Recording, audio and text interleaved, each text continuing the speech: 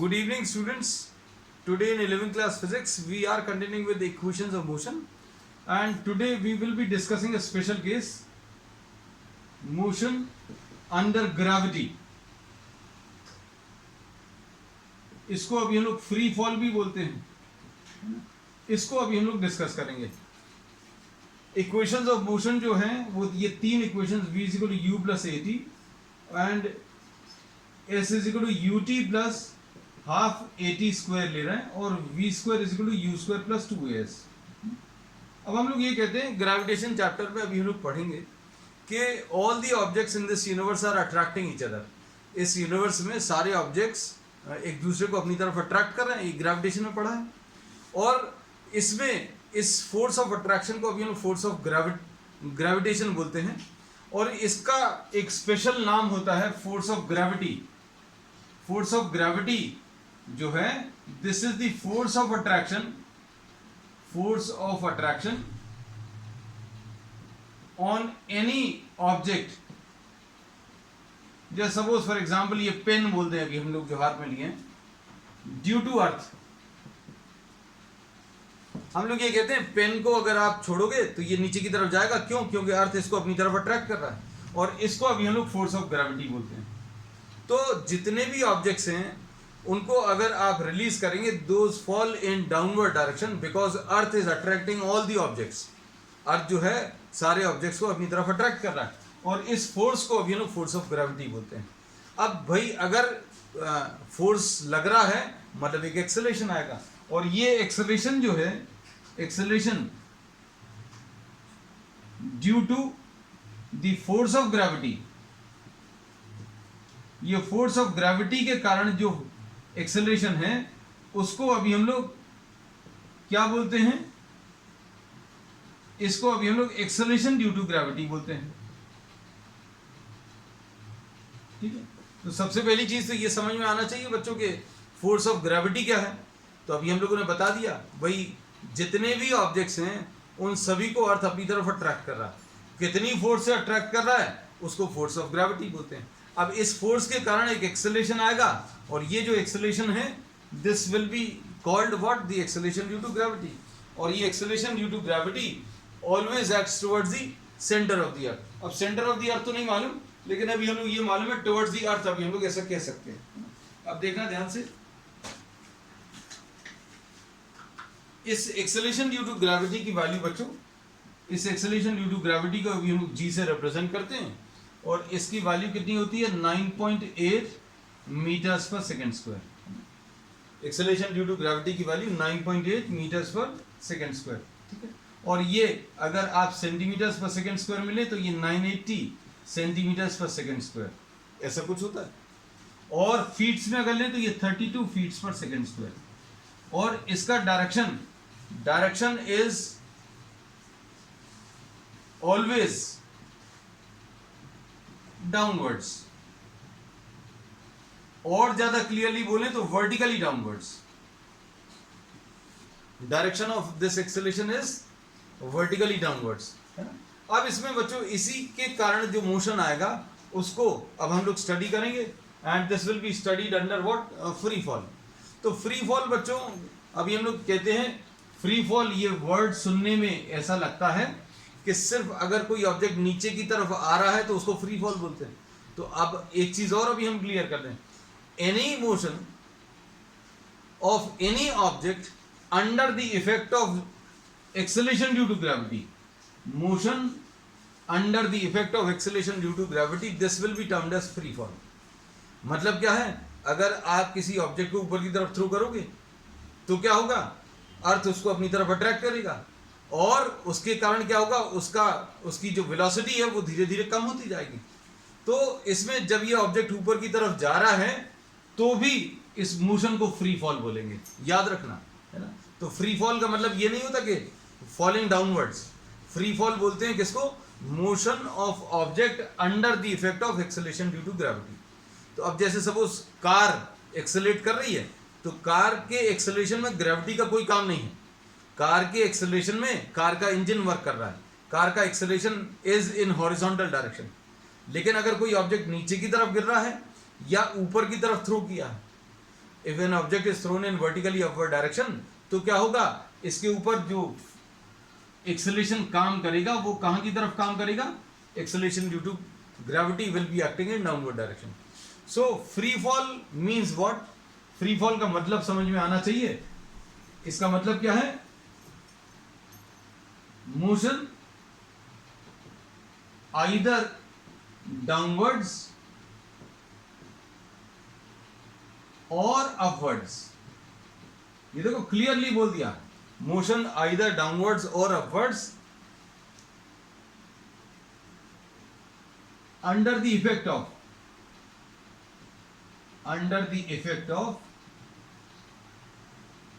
Acceleration due to gravity.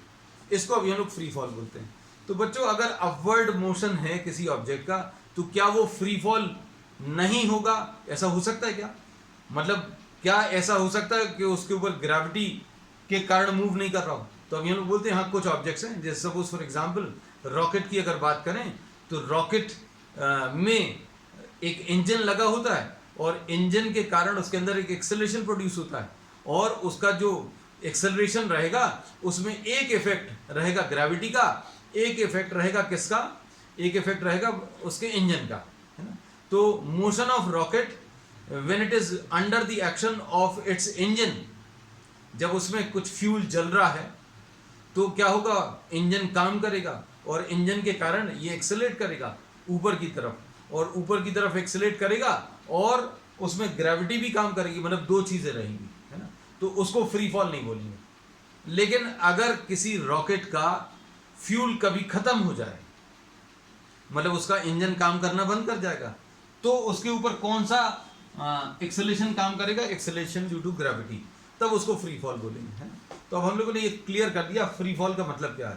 Free fall अगर कभी भी बोलते हैं तो इसका मतलब ये है motion of any object under the effect of acceleration due to gravity, इसको अभी हम लोग फ्री फॉल बोलते हैं, है ना. तो अब देखो इसके कुछ क्वेश्चंस लेते हैं बच्चों. इसके क्वेश्चंस लेने के पहले अभी हम लोग कुछ साइन कन्वेंशन ले लें.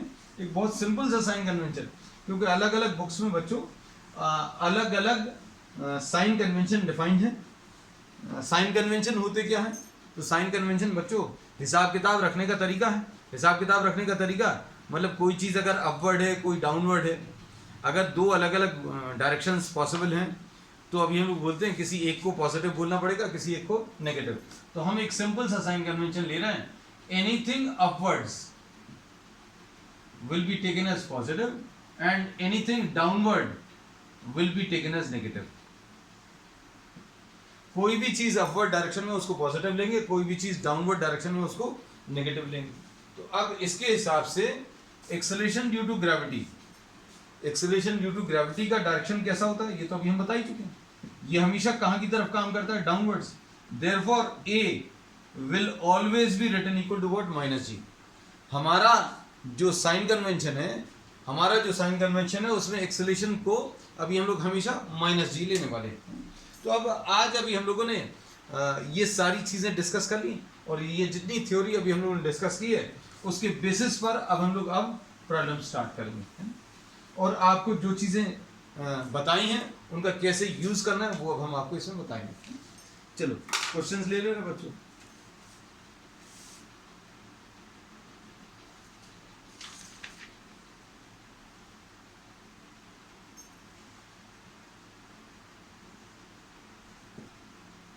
क्वेश्चन नंबर 1 आज का.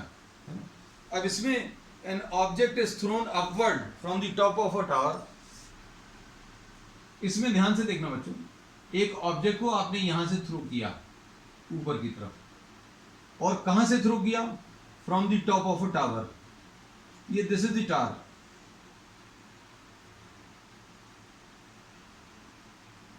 ठीक है, अभी हम इसको लिख दें, an object is thrown upward from the top of the tower and the height of the tower बच्चों दिया हुआ. तो क्या होगा, ये तो अभी हम लोग मालूम है, कोई भी ऑब्जेक्ट अगर ऊपर की तरफ जाएगा तो क्या होगा, कुछ हाइट अटेन करेगा और फिर वापस नीचे की तरफ आएगा. And if this is thrown just from the edge, then what will happen, it will travel a certain distance, reach a maximum height, and then this will start traveling in downward direction, नीचे की तरफ आएगा. अब इसमें बच्चों ध्यान से देखना, ये आपको हाइट दी हुई है 40 मीटर्स, ठीक है. उसके बाद वेलोसिटी दी हुई है, this is thrown with a initial velocity of 10 metres per second, ठीक. उसके बाद you have to find out the time, find the time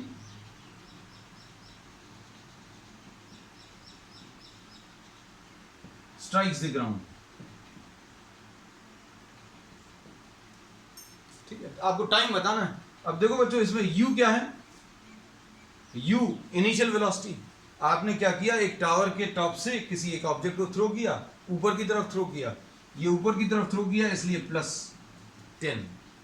sign convention को अच्छे से समझना, हमने अपवर्ड डायरेक्शन को पॉजिटिव लिया तो u will be written as what, +10. अब इसमें आपको क्या, कौन सा टाइम बताना है, यहां से यहां तक का टाइम बताना. ये ऊपर गया फिर वापस आया, यहां तक आ गया, आपको टाइम कैलकुलेट करना है. अब इसमें देखना, if this is taken as the origin, ये ओरिजिन है. अपनी जगह से कोई ऑब्जेक्ट अगर नीचे आ गया, जैसे अभी हमने बोला यहां से थ्रो किया, ऊपर तक गया और फिर नीचे चला गया, तो क्या होगा, इफ एनी ऑब्जेक्ट, ध्यान से सुनना और याद रखना, if any object falls downward from its initial position, कोई ऑब्जेक्ट की फाइनल पोजीशन इनिशियल पोजीशन से नीचे है, यहां ये इनिशियल पोजीशन है और ये क्या है बच्चों, ये फाइनल पोजीशन है. तो क्या हुआ इस ऑब्जेक्ट को, ये ऑब्जेक्ट अपनी जगह से नीचे आ गया, है ना. कोई ऑब्जेक्ट अगर अपनी जगह से नीचे आ गया, मतलब क्या होगा, s की वैल्यू नेगेटिव -40. ये माइनस साइन क्यों लिया, ये समझ में आना चाहिए. अगर कोई ऑब्जेक्ट इनिशियल पोजीशन से नीचे आ गया, इसकी फाइनल पोजीशन इनिशियल पोजीशन से नीचे अगर है, then s will be taken as negative. तो ये अब आप रूल बनाकर लिख लेना, if the final position is below the initial position, then s is negative. s कैसा रहेगा, नेगेटिव रहेगा. और अभी हमने बताया ही है कि डाउनवर्ड डायरेक्शन को अभी आप कैसा लेने वाले हैं, नेगेटिव लेने वाले हैं. s की वैल्यू नेगेटिव आ गई. a की वैल्यू बच्चों कैसी है, a की वैल्यू -g और इसमें g बच्चों 10 दिया है. अब देख लो आपको क्या क्या चीजें दी हुई. ये साइंस जो अभी हम दे रहे हैं प्लस माइनस, ये बहुत जरूरी है, ये समझ में आने चाहिए. हमने बोला ऑब्जेक्ट ऊपर की तरफ गया, आपने किसी ऑब्जेक्ट को ऊपर की तरफ थ्रो किया, किसी ऑब्जेक्ट को अगर ऊपर की तरफ थ्रो करेंगे तो इनिशियल वेलोसिटी बच्चों कैसी रहेगी, पॉजिटिव. तो इनिशियल वेलोसिटी पॉजिटिव लिखी, u+, ठीक. उसके बाद s की वैल्यू कैसी है, s की वैल्यू नेगेटिव है. क्यों, ऑब्जेक्ट अपनी जगह से नीचे आ गया, ऑब्जेक्ट की इनिशियल पोजीशन ये है और फाइनल पोजीशन ग्राउंड पर है, तो नीचे आया और नीचे वाले डायरेक्शन को अभी लोग नेगेटिव बोलते हैं. तो इसमें s किसको बोलते हैं, s इज डिस्प्लेसमेंट. डिस्प्लेसमेंट क्या होता है, इनिशियल और फाइनल पोजीशन का अंतर. ये मत बोलना कि ये पूरा s है, ये जो है ये तो डिस्टेंस आएगा, यहां से यहां तक का ये डिस्टेंस आएगा, यहां से यहां तक का ये डिस्टेंस आएगा. लेकिन डिस्प्लेसमेंट क्या रहेगा, इनिशियल और फाइनल पोजीशन के बीच का अंतर. इनिशियल और फाइनल पोजीशन के बीच का अंतर कितना है, 40 मीटर्स. और माइनस क्यों लिखा, क्योंकि ये अपनी जगह से नीचे आ गया, s की वैल्यू -40. तो क्लियर रखना कॉन्सेप्ट्स को कि डिस्टेंस और डिस्प्लेसमेंट में डिफरेंस है. डिस्टेंस अगर बोला तो यहां से यहां तक का, फिर यहां से यहां तक का. लेकिन अभी हम लोग जो लेते हैं, हम लोग डिस्प्लेसमेंट लेते हैं, तो इनिशियल पोजीशन और फाइनल पोजीशन के बीच में डिफरेंस 40 है ना. s की वैल्यू -40 आ गई. अब आप वैल्यूज रख लो किसमें, s is equal to ut plus half at². अब इसमें s की वैल्यू कितनी है बच्चों, s की वैल्यू -40, u कितना है बच्चों 10 into t plus half a. Acceleration 9.8 होता है, लेकिन आप इसको अप्रोक्सीमेट कर सकते हैं. 9.8 की जगह भी हम लोगों ने कितना ले लिया, 10 ले लिया, है ना. 9.8 कैन बी अप्रोक्सीमेटेड टू 10 अगर जरूरत पड़े, नहीं तो 9.8 लेकर भी सॉल्व कर सकते हैं। अब हाफ ए इंटू ए कितना है, बस। अब इसके बाद ज्यादा कुछ बचता नहीं है फिजिक्स का। फिजिक्स वाला पार्ट सिर्फ इतना ही था कि आपको प्लस माइनस साइंस देने आने चाहिए। u प्लस क्यों दिया, क्योंकि ऊपर की तरफ पे एस मतलब क्या, इनिशियल और फाइनल पोजीशन के बीच में डिफरेंस, इनिशियल और फाइनल पोजीशन के बीच में डिफरेंस 40, तो एस की वैल्यू 40। माइनस साइन क्यों, क्योंकि अपनी जगह से नीचे आ गया। फिर ए, ये तो हर प्रॉब्लम में आप या तो -9.8 या -10, ये माइनस ही रहेगा, सभी जगह हम लोग माइनस लेंगे। अब देखो इसको सॉल्व करो, -40 will be equal to 10t -5t square. आज बच्चों सारे डाउट्स आपके एकदम क्लियर हो जाएंगे इससे रिलेटेड। किससे, साइन कन्वेंशन से related. 5t square -10t -40 will be equal to 0। इसको सिंप्लीफाई कर लो बच्चों, इसको सिंप्लीफाई करने पर t square -2t -8 is equal to 0, t square plus 2t -4t -8 is equal to 0, t into t plus 2 -4 into t plus 2, तो कितना आ जाएगा, t की वैल्यू -2 आ जाएगी और t की वैल्यू 4 आ जाएगी। तो टाइम तो बच्चों नेगेटिव हो नहीं सकता, तो time taken to reach the ground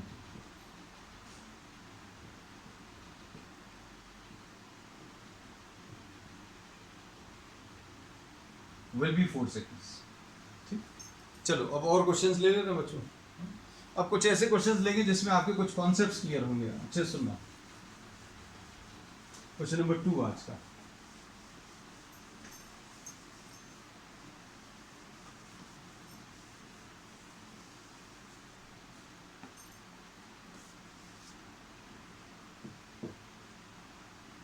अब इसमें चलो क्या ले लें, एक ऑब्जेक्ट ले ले रहे हैं ग्राउंड से, है ना, टॉप ऑफ द टावर से तो फेंक लिया, ग्राउंड से सपोज 49 मीटर्स पर सेकेंड से थ्रो किया, है ना, ग्राउंड से आपने कितना 49 मीटर्स पर सेकेंड से थ्रो किया।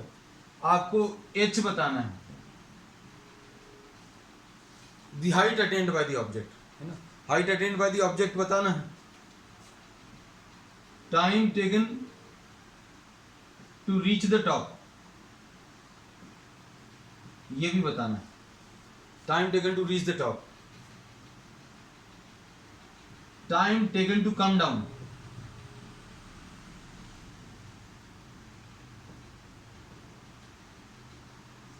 ये भी बताना है।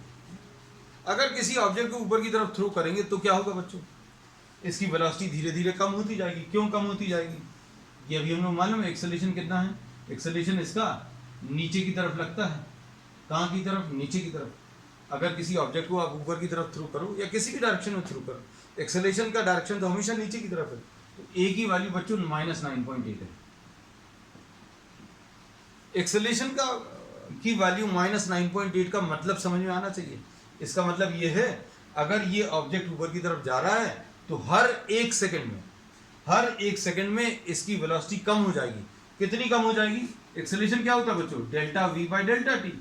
अब इसकी वैल्यू बच्चों कितनी है, 9.8, है ना। तो डेल्टा v की वैल्यू हर एक सेकंड में कितनी हो जाएगी, -9.8, मतलब हर एक सेकंड में वेलोसिटी कम हो जाएगी 9.8, हर एक सेकंड में। टाइम अभी हमने 1 सेकंड लिया, so in every 1 second the velocity will decrease by 9.8। हमने 9.8 लिया यहाँ पर।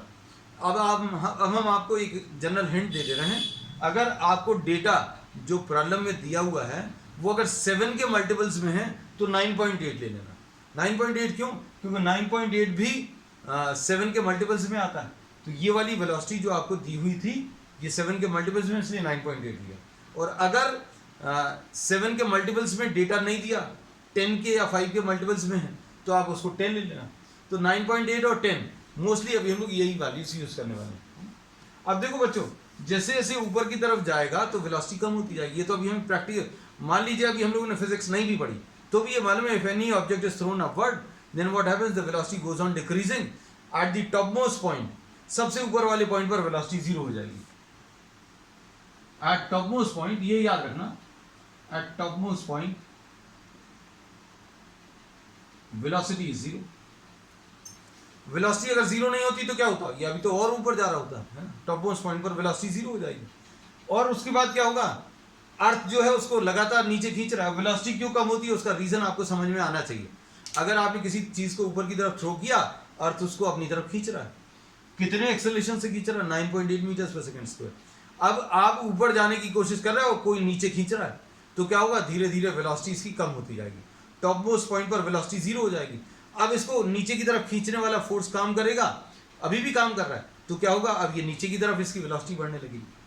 अब देखना ध्यान से, अब हम लोग इसमें ये बोलते हैं टॉपमोस्ट पॉइंट पर वेलोसिटी जीरो है, तो v की वैल्यू बच्चों u प्लस at ले लो. सबसे ऊपर वाले पॉइंट पर वेलोसिटी जीरो. इनिशियल वेलोसिटी कितनी है बच्चों, u की वैल्यू प्लस 49, और ये कितना है, 9.8 है. तो t कितना आ जाएगा, 9.8 into t will be equal to 49, और t will be equal to 49 divided by 9.8. सब कर लो इसको, आपको टाइम मिल जाएगा. Time taken to reach the top, ऊपर तक जाने का समय, ये कितना आ जाएगा,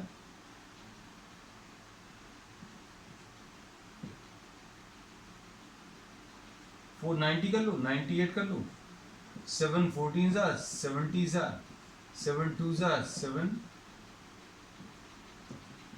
5 seconds. Time taken to reach the top बच्चों कितना आ गया, 5 सेकेंड. अब टोटल टाइम टेकन कैसे निकालोगे, क्योंकि इसमें अब हम इसमें क्या कर रहे हैं, इस प्रॉब्लम में बहुत सारी कॉन्सेप्ट्स डिस्कस कर रहे हैं, है ना. सबसे पहली चीज अभी हम लोगों ने निकाली, time taken to reach the top. अब सेकंड, अगर ये पूछा होता total travel time, total travel time क्या होता है, टोटल ट्रैवल टाइम अगर किसी ऑब्जेक्ट को आपने ऊपर की तरफ थ्रो किया तो वो ऊपर तक जाएगा,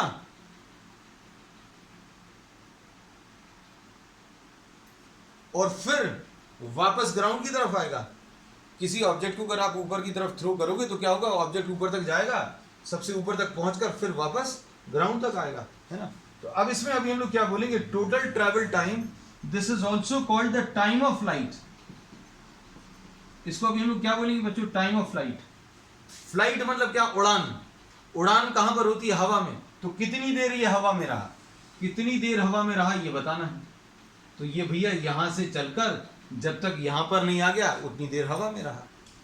अब ये अगर निकालें तो ये कैसे निकालोगे, यहां से चलकर यहीं पर अगर वापस आ रहा है तो कैसे निकालोगे. निकालने का तरीका क्या रहेगा, हम लोग ये बोलते हैं कि s की वैल्यू 0 ले लो. कोई ऑब्जेक्ट बच्चों, कोई ऑब्जेक्ट अगर ग्राउंड से चलकर, कोई ऑब्जेक्ट अगर ग्राउंड से चलकर ग्राउंड पर वापस आ गया, मतलब आपने जहां से अपना मोशन स्टार्ट किया था, अच्छे सुनना, इसने अपना मोशन यहां से स्टार्ट किया और यहीं पर वापस आ गया, तो s की वैल्यू कितनी रहेगी, s की वैल्यू 0. s क्या होता है, s is the displacement. Displacement मतलब क्या होता है, जहां पर शुरू किया और जहां पर जर्नी को एंड किया उनको ज्वाइन करने वाली लाइन. तो बच्चों यहीं पर शुरू किया था और यहीं पर खत्म कर दिया, तो s की वैल्यू 0, है ना. s की वैल्यू 0 ले लो. If the object returns to the ground,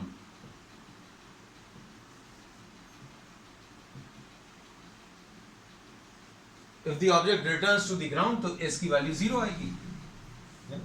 s की value 0, s is equal to ut plus half at square. s की वैल्यू कितनी आती है, ut plus half at square. अब वैल्यूज रखो. कुछ बच्चों को बड़ा एक कॉमन मिसकंसेप्शन होता है कि ग्राउंड पर कोई चीज अगर आ रही है तो वेलोसिटी 0 होगी. कहने के ग्राउंड पर क्या चीज बता सकते हो, तो कहने लगे जब ये ऑब्जेक्ट ग्राउंड पर आएगा तो वेलोसिटी 0. तो बच्चों टकराने के बाद when the object after striking the ground the velocity become 0. लेकिन स्ट्राइक करेगी वेलोसिटी के साथ, कुछ वेलोसिटी रहेगी। और हम बच्चों को यही एक एग्जांपल देते हैं कि अगर ग्राउंड पर किसी चीज़ के पहुंचने पर, जैसे सपोज किसी ऑब्जेक्ट को हमने थ्रो किया या रिलीज किया, तो ग्राउंड पर पहुंचने पर अगर वेलोसिटी 0 है तो it will not hurt, you can stand at that position. भैया जहां पर ये ऑब्जेक्ट गिर रहा है वहां पर आप खड़े हो जाओ, पता चल जाएगा वेलोसिटी 0 है कि नहीं, है ना। तो वेलोसिटी 0 है कि नहीं ये पता करने का तरीका ये है, लेकिन पता नहीं करना बच्चों, है ना। तो अभी हम लोग क्या बोलते हैं, जब ग्राउंड पर स्ट्राइक करता है तो ये यहीं से चला था और यहीं पर वापस आ गया। इनिशियल पोजीशन भी यही है, फाइनल पोजीशन भी यही है, मतलब एस की वैल्यू 0 है, एस की वैल्यू 0 रख लो। यू कितना है बच्चों, 49 इंटू टी, ए की वैल्यू कितनी है 9.8 इंटू टी स्क्वायर। अभी कितना आ जाएगा 49 into t is equal to half into 9.8 into t square. तो क्या होगा, टी की value 49 divided by 4.9, 49 divided by 4.9 यानी कितना आ जाएगा 10 सेकेंड। तो टोटल ट्रैवल टाइम बच्चों कितना आ गया 10 सेकेंड। और ये एक्सपेक्टेड है। एक्सपेक्टेड क्यों है भाई, इसको ऊपर तक जाने में कितना समय लगा था, ऊपर तक जाने में 5 सेकेंड लगा था, the time taken to reach the top 5 second. फिर इधर से जाकर वापस आने में 10 सेकेंड लगा, मतलब जितने समय में ऊपर जाएगा, जितने समय में ऊपर जाएगा उतने ही समय में नीचे आएगा। तो अब ये बहुत इंपॉर्टेंट कॉन्सेप्ट पता चल गया। हमने यही बोला था, अब हम आपको एक प्रॉब्लम की मदद से बहुत सारे कॉन्सेप्ट्स क्लियर करेंगे। तो अब हम लोग इसको क्या बोलते हैं बच्चों, ध्यान से सुनना और लिख लेना इसको।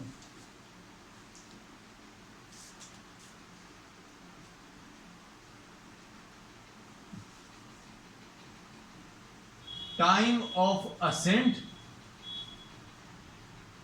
Is equal to time of descent. Ascent मतलब ऊपर जाने का समय, टाइम ऑफ डिसेंट मतलब नीचे आने का समय।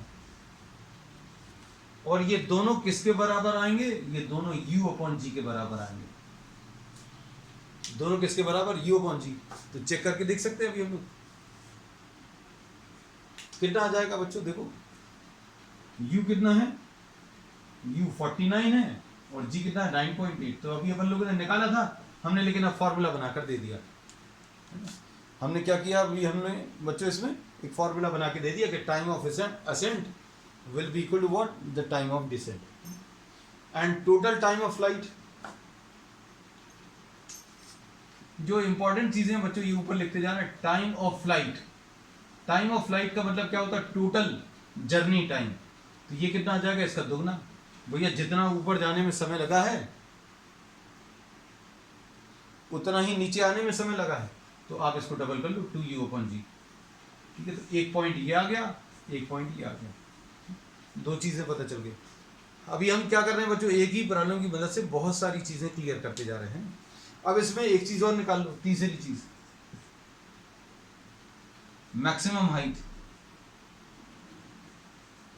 मैक्सिमम हाइट कैसे निकालोगे,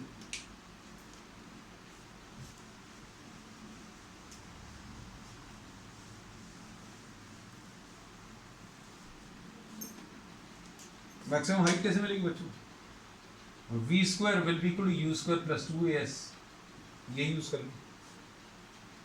सबसे ऊपर वाले पॉइंट पर यहां से थ्रू किया u के साथ, यहां पर वेलोसिटी 0 हो गई सबसे ऊपर वाले पॉइंट पर, तो v की जगह 0 रख लो,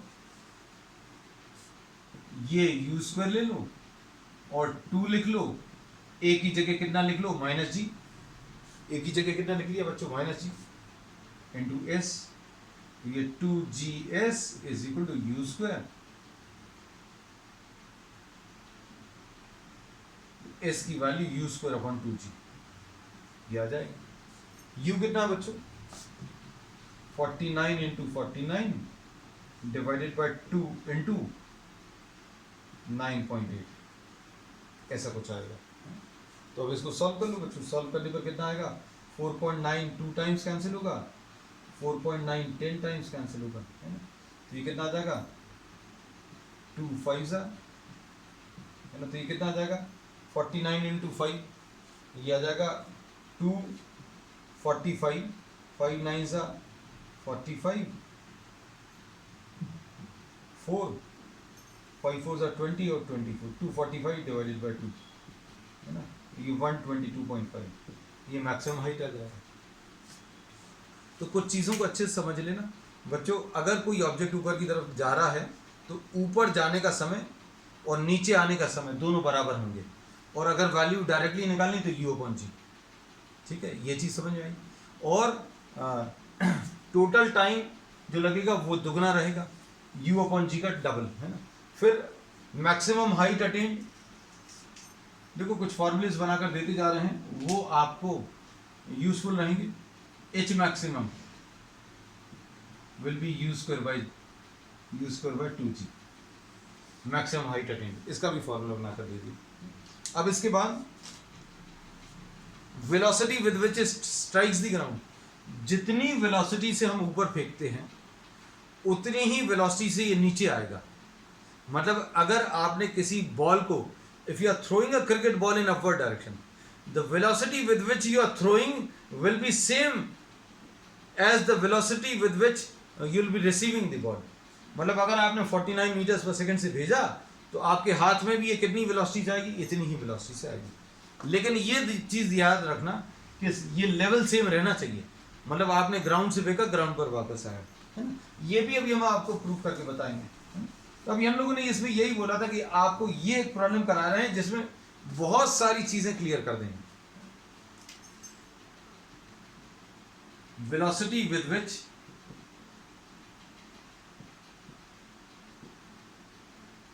the object is thrown upwards will be equal to velocity with which the object strikes the ground। ठीक है, तो ये भी एक बहुत इंपॉर्टेंट पॉइंट है। और ये चीज याद रखना, पूरी जर्नी के दौरान किसी भी एक पॉइंट पर आप वेलोसिटी देखोगे तो भैया जितनी वेलोसिटी से ऊपर जा रहा होगा उतनी ही वेलोसिटी से उसी पॉइंट पर नीचे आएगा। अब ये प्रूफ करके बताते रहे। जैसे अभी हम लोगों ने ये बोला कि अगर ये ऑब्जेक्ट u वेलोसिटी से फेंका, कितनी वेलोसिटी से नीचे आएगा ये बताना है। तो यहां से चला था, यहीं पर वापस आ गया, तो s की वैल्यू कितनी आ जाएगी, 0। If the object returns to the same position, ये तो अभी हम बता चुके हैं। बच्चों ध्यान रखना, अगर कोई ऑब्जेक्ट जहां से चला है वहीं वापस आ गया तो डिस्प्लेसमेंट की वैल्यू कितनी आ जाएगी, 0। अब इसमें ये यूज कर लो, v square is equal to u square plus 2as। तो v square will be equal to u square और प्लस 2as मतलब 0, तो v square will be equal to u square, मतलब v is equal to u आ गया। v की value कितनी आ जाएगी, u के बराबर। एक्चुअल में ये v की वैल्यू प्लस माइनस u आएगा, और इसमें से कौन सी वाली वैल्यू लेंगे, v equal to minus u. ये बहुत बारीक चीज़ बता रहे हैं, लेकिन अभी हम लोगों को इससे मतलब नहीं है। v is equal to minus u का मतलब क्या है, ये u ऊपर की तरफ है, वेलोसिटी जब ये स्ट्राइक करेगा तो नीचे की तरफ होगी, है ना। लेकिन अभी हम लोग कन्फ्यूजन नहीं हो इसलिए इसको हटा दे रहे हैं, और ये लिख दिया velocity with which the object is thrown upward will be equal to velocity with which the object strikes the ground. ठीक है, चलो, तो बहुत सारी चीज़ें कर ली अभी हम लोगों ने इस प्रॉब्लम में। इस एक ही प्रॉब्लम में अभी हमने क्या क्या सीख लिया। ये प्रॉब्लम इंटेंशनली आपको कराया ताकि आपको चीज़ें क्लियर हो। जितनी वेलोसिटी से आप ऊपर फेंकोगे उतनी वेलोसिटी से ऑब्जेक्ट नीचे आएगा, पहली चीज़। जितना समय ऊपर तक जाने में लगेगा उतना ही समय नीचे तक आने में लगेगा, और total time of travel will be equal to double. ये जितना टाइम ऊपर तक जाने में लगा उतना ही टाइम नीचे तक आने में लगा, u/g, और टोटल टाइम उसका डबल आ जाएगा। और maximum height u square by 2g। और फिर एक और चीज़ क्या पता चली, जितनी वेलोसिटी से थ्रो किया उतनी वेलोसिटी से नीचे वापस आएगा। चलो नेक्स्ट क्वेश्चन।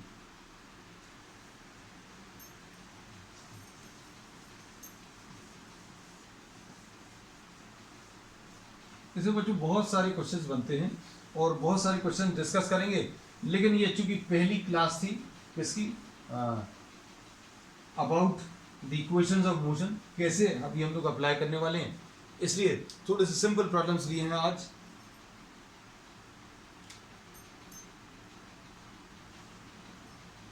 नेक्स्ट क्वेश्चन, अब हम लोगों को टॉप से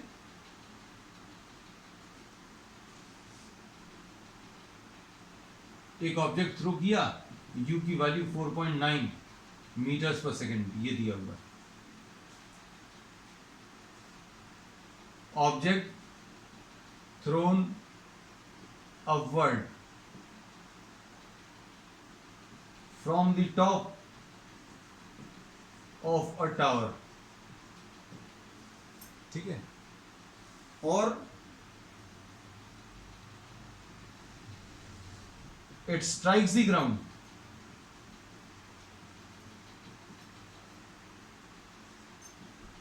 after 2 seconds। ये ग्राउंड को स्ट्राइक कर रहा है कितनी देर बाद? 2 सेकेंड्स बाद। Find the height of the tower.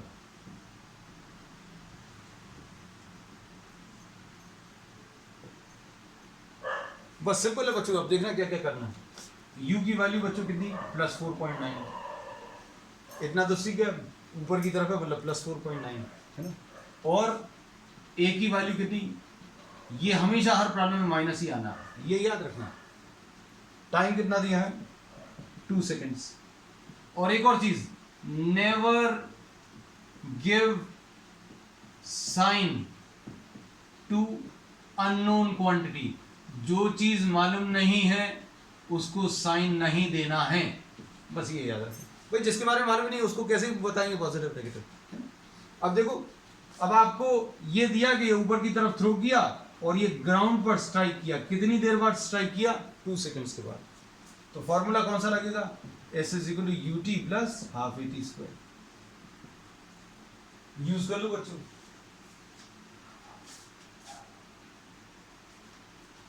कितना आ जाएगा ये? u कितना है? 4.9। और t कितना है? t 2 है।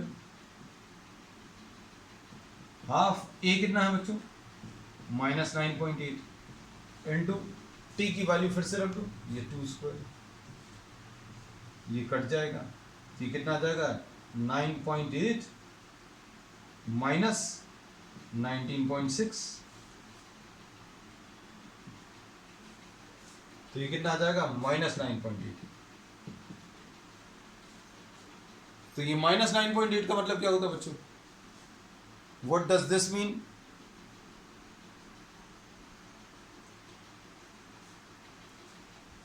-9.8 मीटर का मतलब क्या है?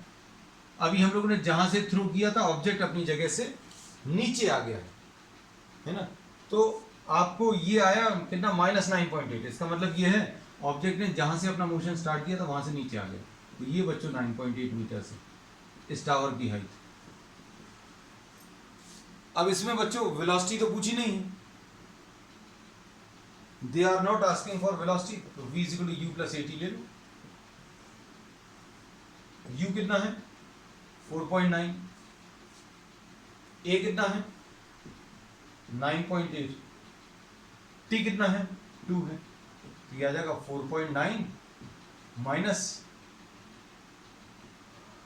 19.6, मतलब कितना आ जाएगा? 19.6 में से 4.9 माइनस करो, तो ये कितना आ जाएगा? 7।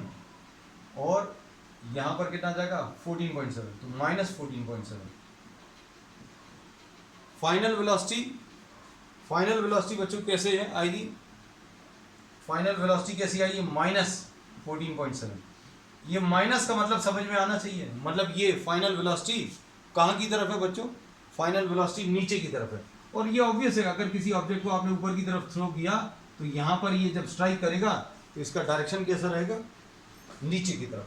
तो वेलोसिटी -14.7 मतलब ये आएगा डाउनवर्ड डायरेक्शन। चलो बच्चों, अब इस आज के लिए इतना ही, and we will be continuing with many more such problems on the next one. That's all for today.